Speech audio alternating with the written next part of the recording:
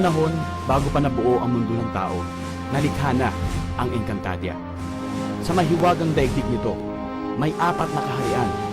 Ang Lireo, na mga makapangyarihang diwata. Ang Satiro, na mga Saperian. Ang Adamia, na mga Adamian.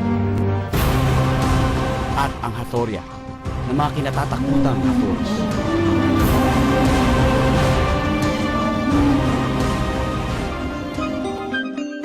Nakasalalay ang kapalaran ng buong Encantadia sa 4 na elemento ng anyong brilyante. Ang lupa, hangin, tubig, at apoy. Ang bawat kaharian ang tagapangalaga ng bawat brilyante.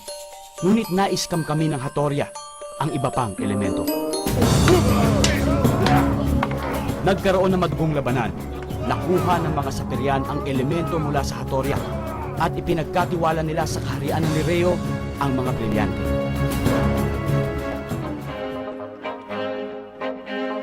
Ang 4 na anak ng inang reyna ng Lireo ang naging bantay ng 4 na brilyante.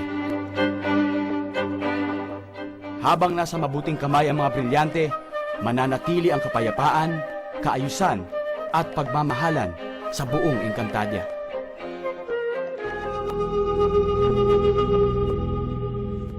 Ngunit isang araw, biglang nagkagulo.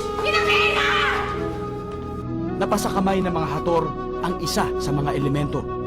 Sumabog ang digmaan, nasira ang kaayusan at lumakas ang puwersa ng kasamaan.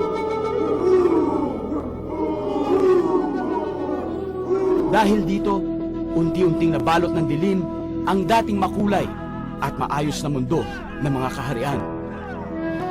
May pag-asa pa kaya maibalik ang kapayapaan sa Encantadia?